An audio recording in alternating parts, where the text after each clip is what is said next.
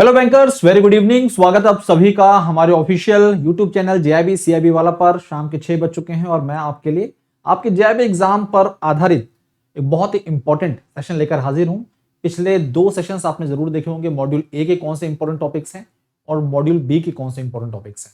आज हम चर्चा करने जा रहे हैं मॉड्यूल सी की, जो कि आपके एग्जाम में उतना ही रोल प्ले करेगा। तो हम लगातार हर एक वीक में आपके लिए यहाँ पर हर मॉड्यूल से संबंधित इंपॉर्टेंट टॉपिक्स ला रहे हैं। आपकी जिम्मेदारी है कि आप इन सेशन का हिस्सा बनिए और इन सेशंस में जो आपको बातें बताई जा रही हैं उनको फॉलो करिए, उन्हें इंप्लीमेंट करिए अपनी स्टडी में। आपको रिजल्ट जरूर अच्छा मिलेगा।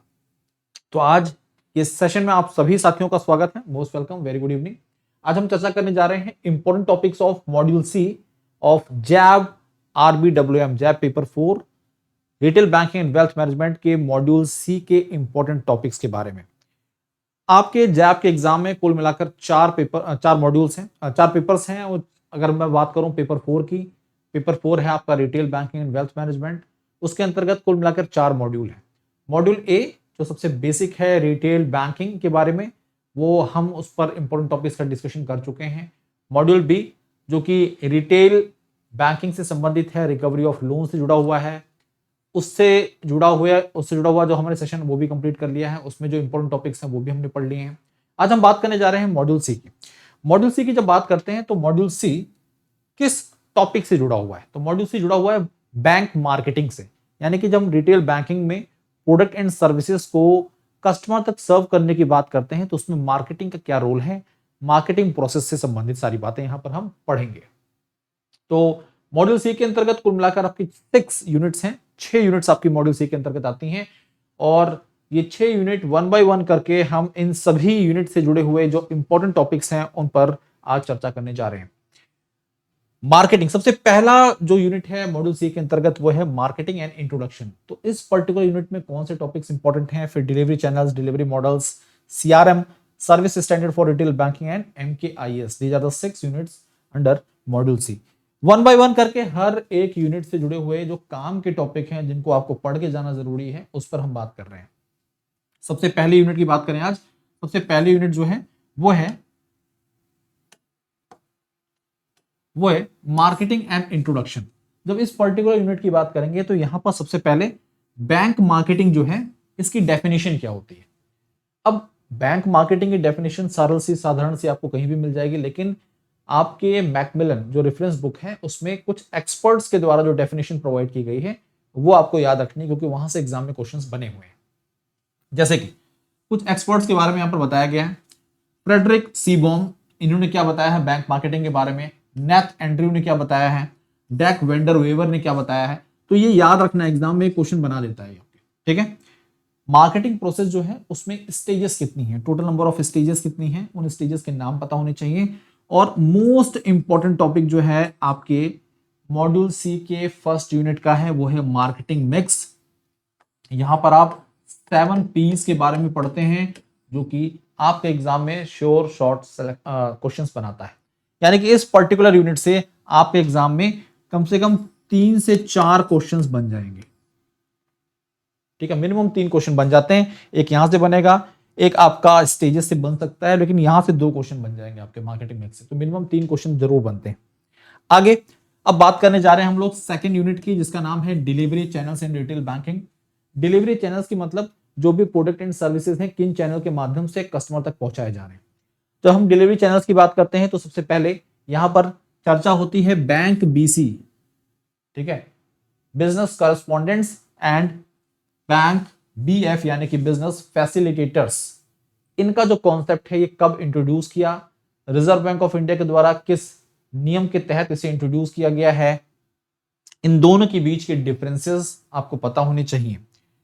फिर आता है एक इंपॉर्टेंट क्वेश्चन जहां से एग्जाम में बनना ही सवाल है, एटीएम के टाइप्स क्या हैं, ट्रांजैक्शन बेस्ड क्वेश्चंस आ सकते हैं, चार्जेस क्या लगते हैं। अगर हम बात करें एटीएम से संबंधित, अगर हम बात करें चर्चा करें मेट्रो और नॉन मेट्रो में ट्रांजैक्शन के लिमिट्स क्या हैं, POS से जो आप ट्रांजैक्शन करते हैं उससे संबंधित सवाल बन सकते हैं। व्हाइट लेवल एटीएम ये भी इंपॉर्टेंट है। तो एक तरह से देखा जाए इस पर्टिकुलर टॉपिक से एग्जाम में 1 से 2 क्वेश्चन मिलेंगे आपको। यहां से आपको 2 क्वेश्चन मिल सकते हैं। Mobile banking and its feature. अब मोबाइल बैंकिंग में जितने भी आप एप्लीकेशन इस्तेमाल कर रहे हैं, आप आईएमपीएस का इस्तेमाल करके पेमेंट कर रहे हैं, तो आईएमपीएस से फीचर, यूपीआई, भीम, *99#, यूपीआई 123 पे, ये जितने भी फीचर्स हैं एनपीसीआई के द्वारा जो इंट्रोड्यूस किए गए हैं और आप मोबाइल बैंकिंग के माध्यम से इसका इस्तेमाल करते हैं, एग्जाम में यहां से 2 क्वेश्चंस मिल सकते हैं। ठीक है, तो इस तरह से आपके एग्जाम में 3 से 4 क्वेश्चन यहां से आपको देखने को मिलेंगे। ओके दोस्तों, तो ये तो सेकंड यूनिट था आपका।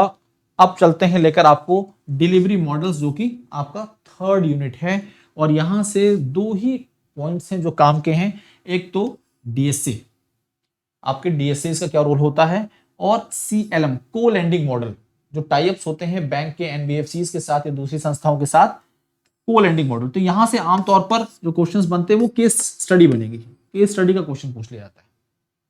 ठीक है, तो चांसेस कम ही है, बनेगा तो एक सवाल बनेगा, केस स्टडी बन जाएगी। अब जो फोर्थ यूनिट है उसका नाम है CRM, customer relationship management in retail banking. यहां से 2 में से एक क्वेश्चन बनने की उम्मीद होती है, या तो इंप्लीमेंटेशन प्रोसेस पूछ लेंगे आपसे और स्टेजेस के बारे में पूछ लिया जाता है। ठीक है, इंप्लीमेंटेशन प्रोसेस सीआरएम का क्या है और स्टेजेस क्या है सीआरएम के रिटेल बैंकिंग में, एग्जाम में ये चीज पूछी जा सकती है। अगला फिफ्थ जो यूनिट है ये इंपॉर्टेंट है और एग्जाम में यहां से आपको सवाल देखने को मिलेंगे, 3 क्वेश्चन एटलीस्ट मिल जाएंगे आपको यहां से।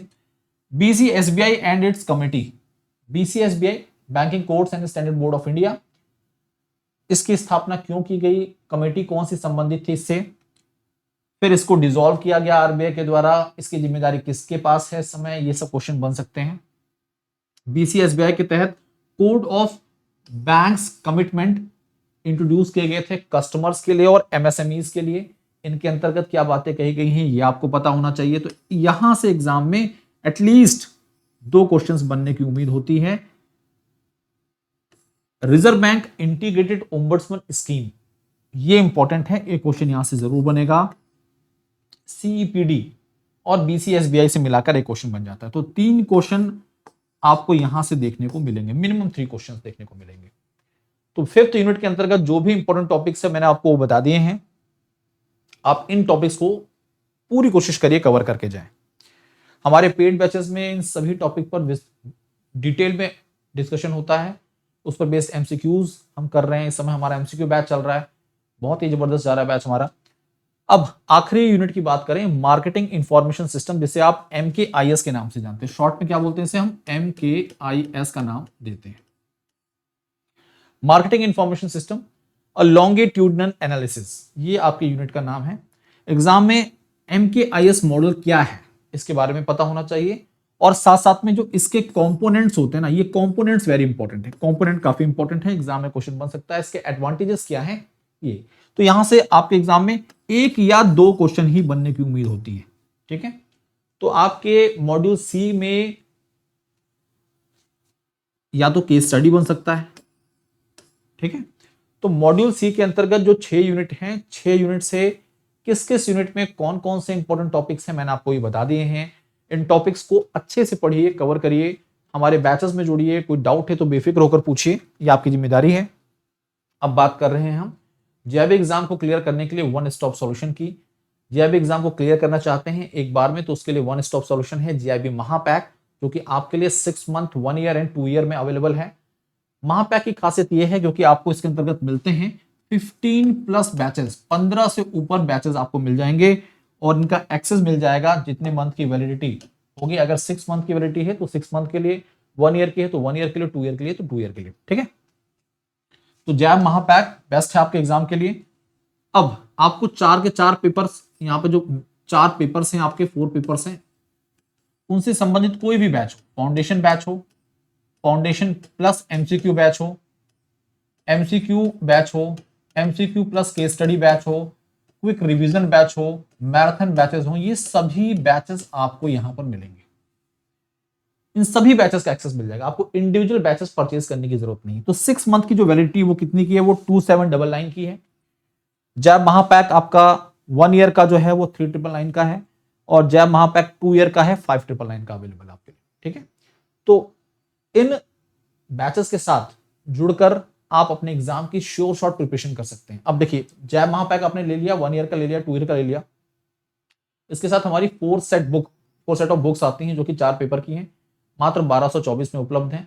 आप रेफरेंस बुक परचेज करेंगे, सिलेबस बहुत वास्ट है, उसमें डिटेल में सारी बातें दी गई हैं। हमारी जो बुक्स हैं उसमें आपको बहुत ही शॉर्ट में सारी बातें दिख जाएंगी, आसान भाषा में, mind mapping technique, previous year question, MCQ सब मिलेगा आपको। तो ये 2 कॉम्बिनेशन अगर आपने जोड़ लिया तो आपका एग्जाम श्योर शॉट क्लियर हो जाएगा। ठीक है। जैब एमसीक्यू बैच इस समय अवेलेबल है मात्र 1999 में। पूरी टीम जान लगाकर आपको पढ़ा रही है यहाँ पर। इंडिविजुअल बैचेस 799 में अवेलेबल हैं आपके लिए। और मैं जिस बुक की बात कर रहा था वो है जैब bankers as set of 4 books, मात्र 1224 में उपलब्ध है। आप फ्लिपकार्ट और अमेजोन से इसे ऑर्डर कर सकते हैं।